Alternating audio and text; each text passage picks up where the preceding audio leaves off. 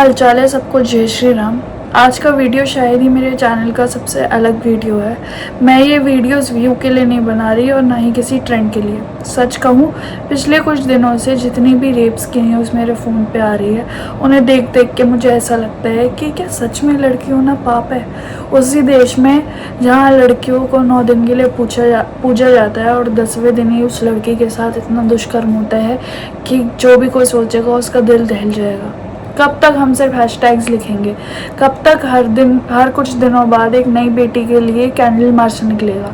और कब तक इंसाफ के लिए लोगों को सड़कों पे खड़ा रहना पड़ेगा? मैं कहाँ थी, रात को क्यों निकली थी, कपड़े कैसे थे, मेट्रो से क्यों नहीं गई, ऑटो से क्यों आई, बस में क्यों सफ़र किया, पापा को क्यों नहीं बुलाया, भाई को क्यों नहीं बुलाया कि नहीं। बहुत केसेस ऐसे होते हैं जहाँ वुमेन खुद के लिए वॉइस ही नहीं रेस करती। क्यों? क्योंकि समाज क्या कहेगा कि देख उस लड़की के साथ रेप हो गया, अब इससे शादी कौन करेगा। घर में कुंवारी बैठी रहेगी, डिप्रेशन में चली जाएगी एंड एट द एंड वो या तो खुद सुसाइड करते हैं। सो सवाल इतने हैं पर जवाब तो एक ही है कि बस शांत रहो और सहते रहो। क्योंकि एमपी के ही एक नेता ने ये चीज़ बोली, वो भी लोकसभा में पार्लियामेंट में स्पीकर के सामने, जहाँ स्पीकर खुद ही ताली बजा के हंस रहा है। There is a saying, when rape is detestable, lie down and enjoy it. That's exactly the position into which you are. जैसे आप सबको पता है कि निर्भया का जब केस हुआ था तो hardly she survive for 15 days max if I remembered. And उसकी मम्मी की फिर एक स्टेटमेंट आई थी जहाँ उन्होंने बोला था कि अच्छा हुआ मेरी बेटी पहले ही मर गई। जिस देश में इंसाफ के लिए इतनी क्रूअल्टी होती है, इतना मतलब टॉर्चर होता है, इतने सवालों के जवाब देने पड़ते हैं, वहाँ पे मेरी बेटी अगर ज़िंदा होती तो वो दोबारा मर जाती। तो आप सोच सकते हैं उसकी माँ के दिमाग पे क्या बीती होगी जब उन्होंने ये बोला। सेम आरजीकर कॉलेज में जब उस ऐसा केस हुआ, उसके दिमाग पे क्या बीती होगी। जब इतने केसेस आते हैं तो पता है हम जैसी लड़कियों को, इवन मेरी जितनी लड़कियां होंगी सब यही फेस करती हैं। बेटा देर रात तक बाहर नहीं रहनी, 7 बजे से पहले घर में आ जाना, ऐसे कपड़े पहन के मत जाना, सूट पहन के जाना, चुन्नी लेके जाना, कोई भी लड़का मिले उससे बात नहीं करनी, किसी लड़के को अपना दोस्त नहीं बनाना, कुछ भी ऐसा नहीं करना। क्यों? यही डर है कि कहीं कुछ हो ना जाए, कहीं कुछ जगह लड़की को ही झुकना पड़ता है। अगर रेप होगा तो रेप पे लड़की बोलेगी नहीं, अपनी स्टेटमेंट देगी नहीं कि मेरे साथ ऐसा हुआ। क्यों?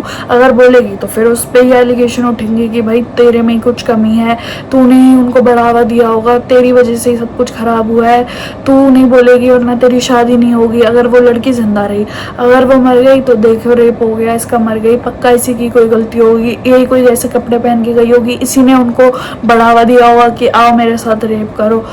और अगर लड़की ज़्यादा अगर वो लड़की क्या बोलते हैं जीन्स टॉप पहन के जाएगी तो देखो जीन्स टॉप पहन के गई है, जीन्स टॉप पहन के तो लड़कों को आकर्षित कर रही है, उसी की कोई गलती रही होगी, यही वो।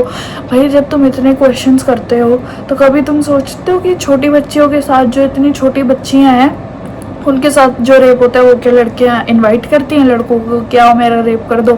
कि या जो अभी 13 साल की बच्ची जो ई रिक्शा मांग के अपने घर ही जा रही थी, उसको जो बेच दिया 32 लोगों ने, उसका जो रेप किया है, क्या उसने इनवाइट किया था कि आ जाओ अंकल मेरे को बेच दो और मेरा रेप? बोलने से पहले इंसान सोचता तक नहीं है, एक बार भी सोचता नहीं है कि जिस बंदे के साथ हुआ है उस पर बीत रही है, एंड उसी के ऊपर तुम एलिगेशंस उठा रहे हो कि ऐसा हुआ, वैसा हुआ, ऐसा हुआ। एक तो मुझे ना अपनी गवर्नमेंट का समझ में नहीं आता, इंडियन गवर्नमेंट का, कि जहाँ आप नारा देते हो बेटी बचाओ बेटी पढ़ाओ, बेटी बचाओ बेटी पढ़ाओ, मुझे समझ नहीं आ रहा बेटी पढ़ तो रही है लेकिन बच क्या रही है, उसकी सुन कौन रहा है? अगर बच भी रही है तो अभी डाउरी केसेस इतने हो रहे हैं, डाउरी में कोई ना कोई मर जा रहा है, कोई ना कोई किसी को मारे दे रहा है। आए दिन न्यूज़ में यही होता है, किसी ने किसी को मार दिया तो लड़की लड़के को मार रही है। अगर आप एक स्ट्रिक्ट लॉ अगर बस एक एग्जाम्पल ऐसा सेट कर दोगे ना किसी एक रेपिस्ट के साथ कि उसको इतनी कड़ी सज़ा मिले कि अगला बंदा सोचे भी ना रेप के बारे में तो खुद ही उसका दिल दहल जाए कि भाई नहीं, ये नहीं सोचना भी नहीं है। मतलब अभी हाल ही में मेरे फ़ोन पे एक वीडियो आई थी फेसबुक पे, जहाँ पे किसी दूसरी कंट्री में, मैं वो वीडियो टैग कर दूँगी, आप लोग देखना, जहाँ उस वीडियो में दिखाया है कि एक बाहर के दो बंदों ने एक 9 साल की बच्ची के साथ रेप किया एंड उसको इम्प्रेग्नेंट कर दिया। और जब उसका मतलब ऑफ कोर्स अबॉर्शन वगैरह वो सब कुछ करवाया, सब करा, तो जैसे ये जज के पास स्टेटमेंट गई तो उसको बोला, उनको लाइफ इम्प्रिजनमेंट दी, मतलब कि पूरा जब तक ये लोग जिंदा हैं ये लोग जेल में ही काटेंगे अपनी सज़ा। लेकिन उसके बाद जो उनके साथ जो ट्रीटमेंट हुआ, लाइक शॉकिंग चेयर पे बिठाना, बहुत गंदा सलूक करना, शॉक ट्रीटमेंट्स देना, मतलब इतनी क्रूअल, मतलब इतना स्ट्रिक्ट लॉ अगर हमारे देश में हो जाए तो हमारे देश में मतलब कौन ही आँख उठा के देखेगा किसी लड़की को। Gerson Fuentes has been sentenced to life in prison for sexually assaulting a 9-year-old girl who became pregnant.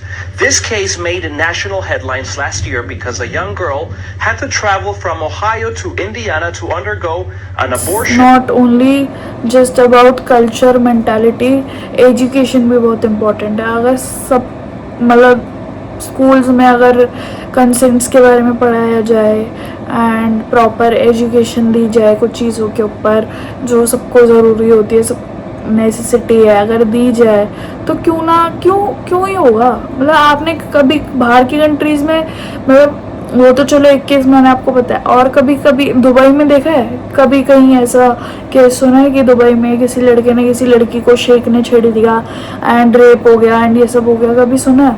वहाँ पे ना इतने स्ट्रिक्ट लॉज हैं, अगर कोई आग भी उठा के देखेगा ना, अगर कोई कमेंट भी पास हुआ तो उसका जो हशर होगा सिर्फ वो बंदा ही जानता है कि क्या ही होगा।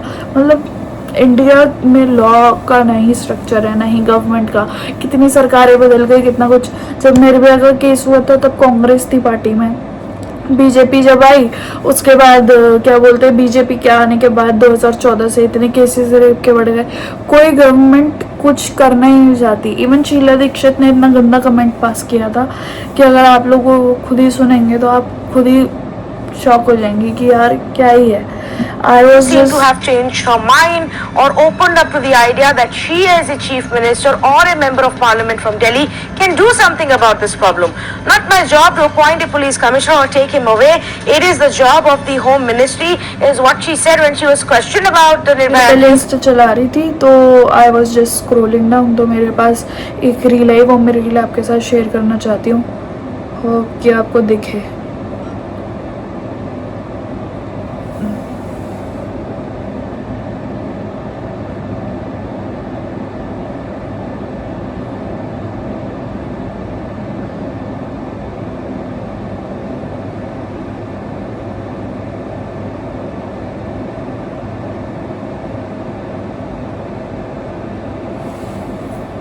This is the cruelty what is happening in India. Also, I was going through the statistics just to know about how हमारा देश है और ऐसा हमारे देश का कानून है जहाँ लड़कियों को एक मजाक की तरह यूज़ करा जाता है, वेस्ट की तरह फेंका जाता है। उन्हें उसी लड़की को, जहाँ जिस लड़की को ये इतना पूछते हैं, इतना मानते हैं। मैं ये नहीं बोल रही कि गवर्नमेंट ख़राब है या इस पॉलिटिशियन की गलती है, इस पॉलिटिशियन की गलती है या स्पेसिफिक पुलिस की गलती है, पर कहीं ना कहीं कुछ ना कुछ लूप होल्स हैं जिसको अगर प्रॉपरली देखा जाए, समझा जाए एंड उस पर काम किया जाए तो हमारा देश भी बाकी कंट्रीज़ की तरह सबके लिए बेस्ट हो सकता है। केस आया था 3 साल की बच्ची के साथ, जनकपुरी में जो हुआ था उसमें 58 ईयर ओल्ड मैन ने, मान लो दादा की उम्र के बंदे ने उस बच्ची के साथ दुष्कर्म किया एंड उसके बाद उसको बेल पे छोड़ दिया। एंड सेम केस एक और था 2 दिन पहले ये न्यूज़ मतलब आई थी, तो आज या कल देखी थी। तो उसमें था कि एक लड़की के साथ रेप होता है तो बेल पे उस बंदे को छोड़ देते हैं एंड जैसी बेल मिलती है लड़की उन्हें मार देती है। एंड फिर उस लड़की को अरेस्ट कर लिया जाता है। तो वो लड़की स्टेटमेंट में ये बोलती है कि रेप मेरा करा था उन लोगों ने, स्टेट का नहीं। तो स्टेट को कौन राइट देता है कि वो बेल पे उसको छोड़ दे और मुझे अरेस्ट कर लें। तो मेरे को बहुत हद तक ये बात सही लगी, क्योंकि भाई जहाँ कानून ही कुछ नहीं करेगा तो फिर भाई लड़कियों को ही कुछ ना कुछ करना पड़ेगा। अपने लड़कियों को भाई इतना स्ट्रांग बनो, इतने स्ट्रांग बनो कि तुमको कोई छूने से पहले 100 बार ही सोचे कि भाई खतरा मोड़ लेंगे हम। और भाई मेरे को तो नहीं लगता कि गवर्नमेंट मतलब पुलिस को या गवर्नमेंट को उस लड़की को अरेस्ट करना चाहिए था जिसने अपने लिए खुद स्टैंड।